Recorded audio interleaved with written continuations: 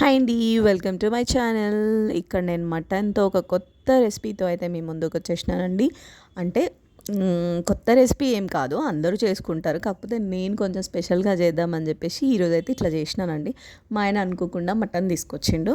So మా పిల్లలు స్కూల్కి వెళ్ళారు, ఏం చేయాలి, వాళ్ళు వచ్చేసరికి చేసి పెడదామని చెప్పేసి ఇట్లా అయితే నేను ట్రై చేసిన.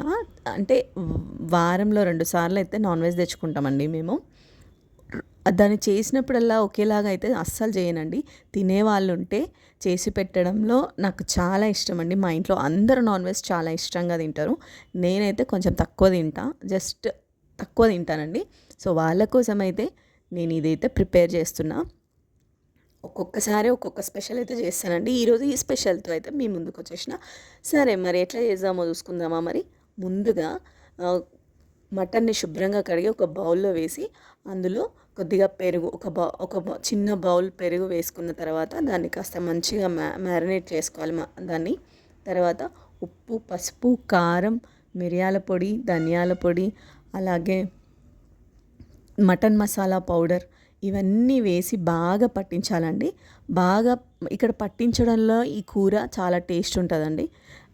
బాగా మ్యారినేట్ చేసుకోవాలి. ఆ తర్వాత పుదీనా, కొత్తిమీర వేసుకొని కొద్దిగా గరం మసాలా కూడా వేసుకోవాలండి. తర్వాత కూడా వేయాలి, కానీ ఇప్పుడైతే ఈ మ్యారినేషన్లో అయితే వేసుకున్నానండి నేను.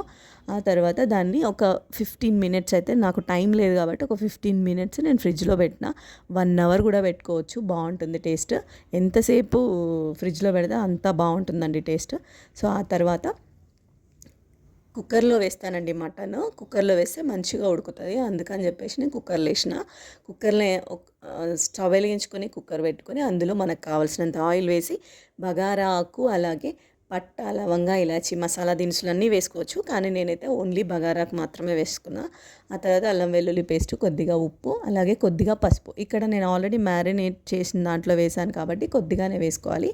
ఆ తర్వాత ఇదంతా మంచిగా ఫ్రై అయిన తర్వాత కొంచెం బ్రౌన్ కలర్ రావాలండి ఆనియన్స్. ఆ తర్వాత ఇప్పుడు మ్యారినేట్ చేసి పెట్టి ఫ్రిడ్జ్లో పెట్టాను కదా, అదంతా ఇందులో వేసుకున్నాక మీకు కావాల్సితే టొమాటోస్ వేసుకోవచ్చు, లేదంటే స్కిప్ చేయొచ్చండి. నేనైతే టొమాటో వేసిన, ఎందుకంటే టొమాటో వేస్తే గ్రేవీ చాలా బాగా వస్తుందండి. మా పిల్లలకి గ్రేవీ అంటే చాలా ఇష్టం, అందుకని చెప్పేసి నేను అట్లా చేసిన.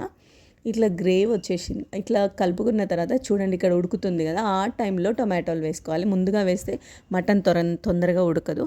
ఆ తర్వాత టొమాటో వేసి విజిల్ పెట్టి 7-8 విజిల్స్ రావాలండి. 7-8 విజిల్స్ వచ్చిన తర్వాత మనకు కావాల్సిన మటన్ గ్రేవీ కర్రీ అయితే రెడీ అయిపోతుందండి. ఎంత టేస్ట్ ఉంటుందంటే చపాతీల్లో కానీ, రైస్లో కానీ, ఉత్తగా తినడానికి కానీ మస్తు టేస్ట్ ఉంటుంది. మీకు నచ్చితే మీరు కూడా ఇట్లా ట్రై చేసుకోండి. అలాగే లైక్ చేయండి, షేర్ చేయండి.